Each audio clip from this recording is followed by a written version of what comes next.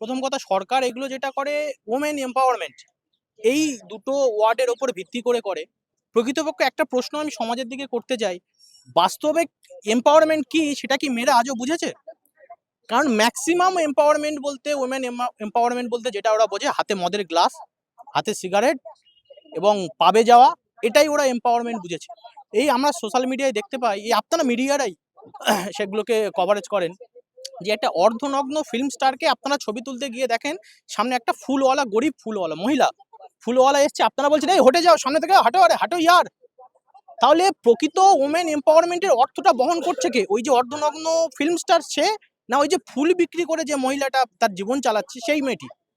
এবং আমরা যে বড় বড় ভাষণ দিই এবং এইভাবেই সমাজের দিকে খুব ছোট ভাষায় বলি, বাড়িতে সো-কল্ড কাজের মাসি, এই যে আমরা যে বলি না, সেই কাজের মাসি কিন্তু যাকে আমরা বলি, তারা ফেমিনিজম বা ওমেন এম্পাওয়ারমেন্ট শব্দের মানে জানে না, কিন্তু তারাই প্রকৃত ওমেন এম্পাওয়ারমেন্টের অর্থ বহন করে। সমাজে যে দিদিটা ট্রেনে হকারি করে পাঁপড় বিক্রি করে, তাকে কখনো আপনারা তো ফুটেজে দেখান না, আপনারা ফুটেজে কাকে দেখান? হ্যাঁ, পোশাকের নামে 10% সরিয়ে লাগিয়ে ঘুরে বেড়ায়, তাকেই দেখান। দোষ আপনাদের নয়, দোষ পাবলিকদেরই। তার পিছনেই আমরা লাইক দিয়ে ঘুরে বেড়াই। এই যে যে মেয়েটি দিদি ছুটে প্রথম হলো, কি নাম, গোল্ড জিতলো, যে মেয়েটির নাম কি অলিম্পিকে?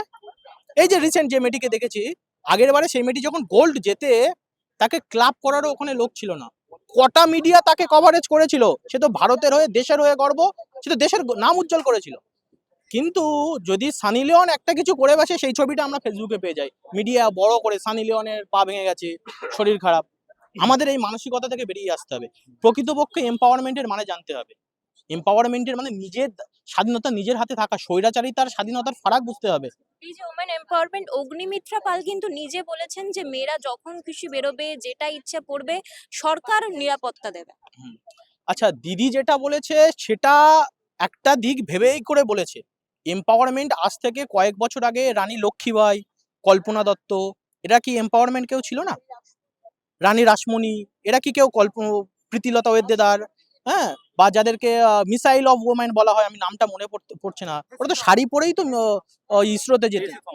কেসি থমাস, হ্যাঁ, সুনিতা উইলিয়ামস, এরা কি ওমেন এম্পাওয়ারমেন্টের মধ্যে পড়ছে না? এদের নিরাপত্তার অসুবিধা হতো। হ্যাঁ, কিছু পুরুষ আছে বা কিছু মানুষ আছে বলবো, অনেক মহিলাও তো আছে সুপারি কিলার হয়। কলকাতার প্রথম সুপারি কিলার তো একজন মহিলা ছিল, কোনো পুরুষ ছিল? সুতরাং তাদেরকে ভিত্তি করে আমরা একটা সমাজকে দোষ দিতে পারি না।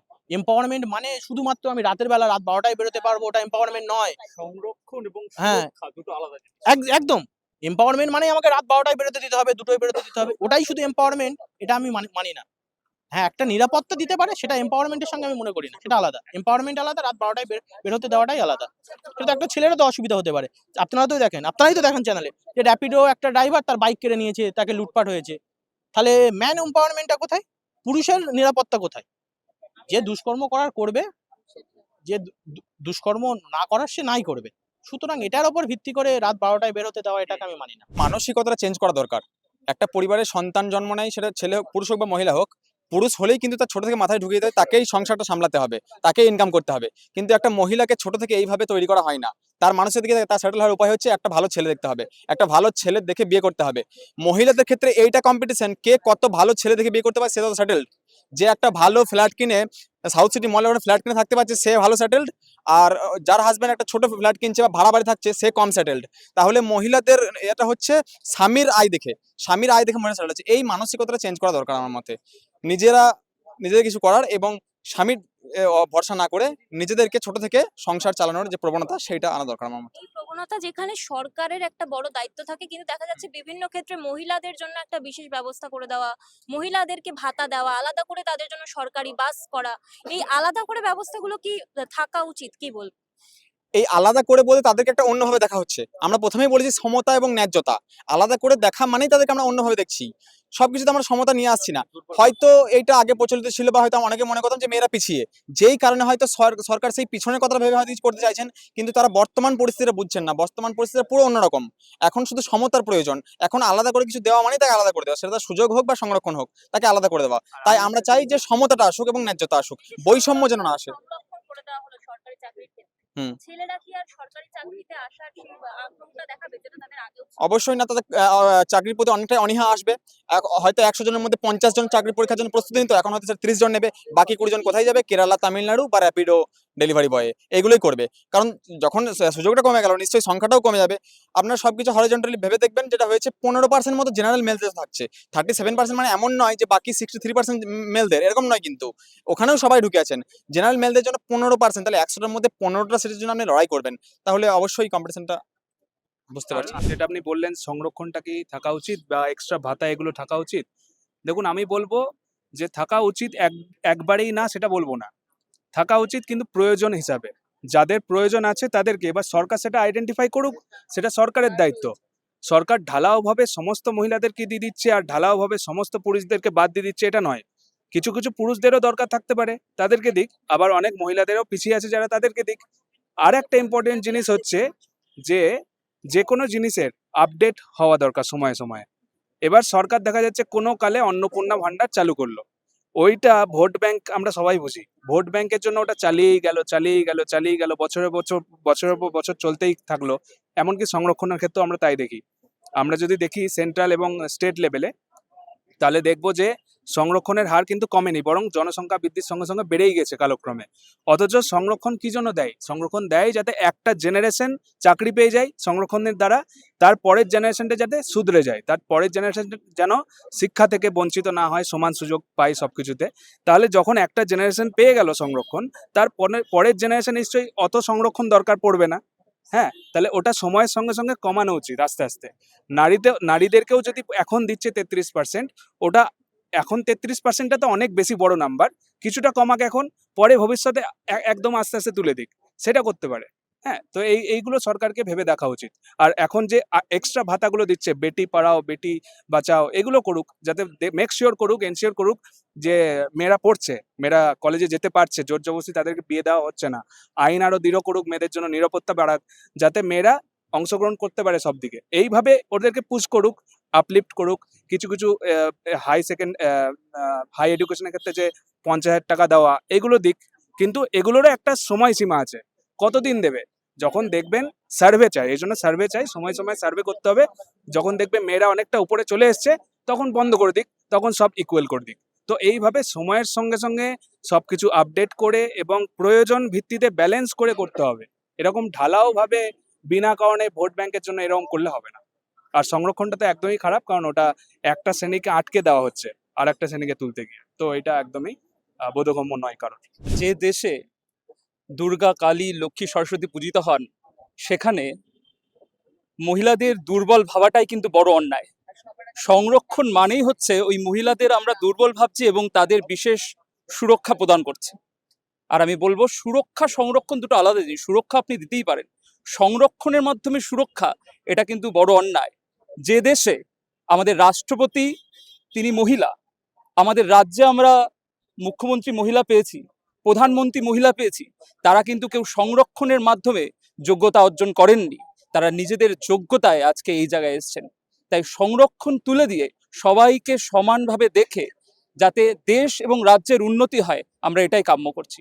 আগে মেয়েদের মাইন্ডসেটটাকে চেঞ্জ করতে হবে, এই জায়গাটা ভীষণ বেশিভাবে দরকার। অর্থাৎ একটা মেয়ের কাছে সে তার কাছে, ধরুন আমি নিজে একজন স্কুল শিক্ষিকা, আমি আমার ওপরের ক্যাটাগরির কাউকে বিয়ে করলাম, ধরুন ডাক্তার, ইঞ্জিনিয়ার, প্রফেসর, আমি কিন্তু খুব ইজিলি সোসাইটিতে গিয়ে আমার স্ট্যাটাসটা হয়ে যাচ্ছে ও ডাক্তারের বউ, ও প্রফেসরের বউ ইত্যাদি। ফলে আমি যে শিক্ষিকা সেই জায়গাটা কিন্তু হারিয়ে যাচ্ছে, এবং আমরাও যে খুব জিনিসটাকে প্রতিবাদ করছি তা নয়। অর্থাৎ আমি আমার নিজের ক্ষমতাটাকে হাইলাইট করছি না, মানে তার পরিবর্তে কি হচ্ছে, আমি যেটা পাচ্ছি, যেটা আমাকে দেওয়া হচ্ছে, আমি সেইটাকে হাইলাইট করছি। এই মাইন্ডসেটটা চেঞ্জ করার দরকার। 50,000 টাকা আমি সরকার আমাকে দিচ্ছে, কিন্তু আমি নিজে স্কলারশিপ পেয়েছি। আমি স্কলারশিপ যখন পেয়েছিলাম বর্ধমান ইউনিভার্সিটিতে 2001 সালে, আমরা ফার্স্ট, সেকেন্ড, থার্ড 3টে মেয়ে পেয়েছিলাম, কোনো ছেলে কিন্তু সেই কোন সময় আসেনি। সেই স্কলারশিপ আজকে আমার কাছে অত্যন্ত গর্বের, যে কারণে আমি আজকে এই কথাটা এইখানে বলতে পারছি। 50,000 টাকার কথা কিন্তু আমি এখানে বলতে পারতাম না। কোনো ছেলে কিন্তু তখন আমাকে আটকায়নি যে ও কেন পাবে। অর্থাৎ আমরা কিন্তু ইকুয়াল প্ল্যাটফর্ম পেয়েছি। প্রয়োজন আমাদের লড়াই করবার, প্রয়োজন আমাদের ভিগারের, প্রয়োজন আমাদের জেদ, প্রয়োজন আমাদের ত্যাগ, প্রয়োজন আমাদের চেষ্টা। এই জায়গাগুলোকে হাইলাইট করার দরকার, সেখানে সংরক্ষণ নয়। সংরক্ষণ আমাদের দুর্বল করে দেয়। আমাদের মধ্যে যে জেদ আছে, যে লড়াই করবার যে তেজ আছে, সেটা যেন সবসময়তে জ্বলতে থাকে। কিন্তু আজকে যদি আমি ভাবি যে আমাকে কেউ একটা কাঠামো দিচ্ছে, আমাকে একটা কেউ কিছু একটা সাহায্য করছে, অটোমেটিক্যালি আমার ভেতরে যে উদ্দীপনাটা আছে ওটা অনেকটা কমে যাবে, সেটা কাঙ্ক্ষিত নয়। আমরা মেয়েরা যথেষ্ট সবল, যথেষ্ট আমরা একটা পুরুষের কাঁধে কাঁধ মিলিয়ে চলতে পারি, আগেও চলেছি, এখনো চলছি, হয়তো ভবিষ্যতেও চলবো। আমরা শুধু সমাজের কাছ থেকে এইটুকুই চাই যে আমাদের যে লড়াই তাতে আপনারা স্বীকৃতি দিন, এইটুকুনিই চাই, ব্যাস। একইভাবে তো পুরুষরাও বঞ্চিত হচ্ছে এই সংরক্ষণের বিষয়ে। হ্যাঁ, পুরুষরা আমি তো সেই কারণ শুধু পুরুষরা তো বঞ্চিত হচ্ছে, আর সেই জন্যই তো আজকে এইখানে আমাদের সকলের আশা। সেটা তো মানে বলার অপেক্ষাই রাখে না। আর আমি তো ওই জায়গাটাই বলছি যে মেয়েদেরকে সংরক্ষণ নয়, মেয়েদের যেটা দরকার সেটা সিকিউরিটি। আমি রাত্রিবেলা যখন একা বেরোতে যাই আমি একটুখানি ভয় পাই, এটা একদম বাস্তব, যে আমি কিভাবে বেরোবো। হ্যাঁ, এই জায়গাটার দরকার, এখানে আমার সিকিউরিটিটার দরকার, ব্যাস, আর কিছু নয়। আজকে আমার ঠাকুমা, দিদিমা, মাসিমা বা আমরা যেই জায়গাতে ছিলাম, এখনকার জেনারেশন সেই জায়গাটা একদমই নেই। আমরা যদি স্ট্যাটিস্টিক্সও দেখি, আমরা যদি বিভিন্ন ডেটাসগুলো দেখি, আমরা দেখবো আমাদের পশ্চিমবাংলার মেয়েরা অনেক এগিয়ে গেছে। সেই আজকে আমার ঠাকুমা দিদিমাকে যদি সুযোগ দেওয়া হতো, সেটা তাও আমি ভাবতাম যে সেটা জাস্টিফাইড, সেটার কিছু জাস্টিফিকেশন ছিল। কিন্তু আজকে আমি লড়াই করে যখন পেয়েছি চাকরি, আমার মনে হয় প্রত্যেকটা মেয়ের লড়াই করে চাকরি পাওয়ার ক্ষমতা আছে।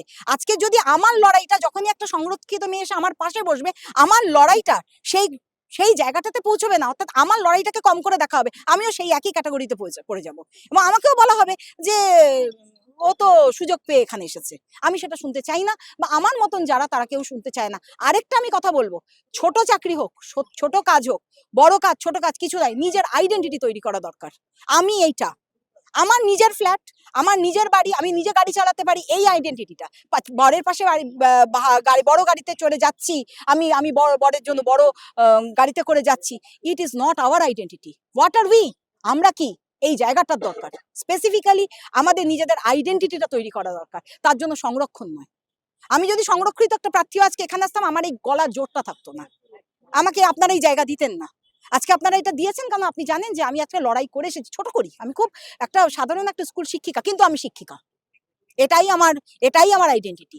আমি কার কন্যা, কার স্ত্রী, কার অন্য কিছু, সেটা আমার আইডেন্টিটি, আমার নিজের আইডেন্টিটি এটা। এবারের বাজেটে দেখা গেল যে সরকারি চাকরিতে মহিলাদের জন্য আলাদা করে 33% রিজার্ভেশন করে দেওয়া হলো। এই জায়গাটায় এসে পুরুষরা বলছেন যে তারা বঞ্চিত, এবং নারীরা বলছেন যে আমরা দুর্বল নই, যে আমাদের জন্য এভাবে আলাদা ব্যবস্থা করে দেওয়া হবে। কি প্রতিক্রিয়া, কি বলতে চান? আমিও এটা সহমত যে এই সংরক্ষণটা আমি কখনোই মানতে পারি না। আর যোগ্যতার ভিত্তিতেই সবকিছু হওয়া উচিত। যদি সুরক্ষা হয়, সংরক্ষণ হয়, সেটা বেশি অ্যাপ্রিসিয়েট হওয়া উচিত। আর সবচেয়ে বড় কথা যে আমাকে কিছু দিয়েছে মানে আমাকে নিতেই হবে, আমি তো অ্যাভয়েডও করা উচিত না, যে আমি তো যোগ্য, আমি কেন এই সংরক্ষণের ভিত্তিতে ছুটবো বা ফ্রি বাসে যাতায়াত করব। এগুলো নিজস্ব রুচিবোধ থাকা উচিত। এটা বোঝা উচিত যে এর ফলে আমাকে দুর্বল ভাবা হচ্ছে, এর ফলে আমাকে বেঁধে দেওয়া হচ্ছে। ওই সংরক্ষণ জায়গাটা খুব ছোট, সেই জন্য ওইটা মেয়েদেরকে আমার মনে হয় যে উল্টো দিকে একটু নিচুই দেখানো হচ্ছে। আমার যোগ্যতা থাকলে তো আমি কিছুর পেছনে ছুটবো না, তো তাহলে আমাকে যোগ্যতাহীন ভাবা হচ্ছে। তো আর আমাদের সংবিধানে পরিষ্কার ইকুয়ালিটির কথা বলা আছে, ইকুয়ালিটির ভিত্তিতেই হোক না। যে যোগ্য, সে যদি মহিলারা সবাই যোগ্য হয়, ছেলেরা অযোগ্য পাবে না।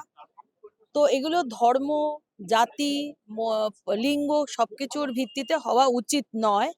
পরিবর্তন চেয়েছিলাম, সব ঠিক আছে, এসছেন, কিন্তু সংরক্ষণটা ঠিক মানা যাচ্ছে না, এটাই আমার বক্তব্য। আর আমি যেহেতু আইনজীবী একজন, কোর্টে তো আমি পুরুষদের হয়ে লড়াই করি, আমি প্রতিনিয়ত দেখি পুরুষরা কিভাবে শোষিত হচ্ছে, বিভিন্ন কেস ওদের ওপর দেওয়া হচ্ছে, তার জন্য ওরা এমনিতেই মরমে মরে থাকে যে কোনো কারণে।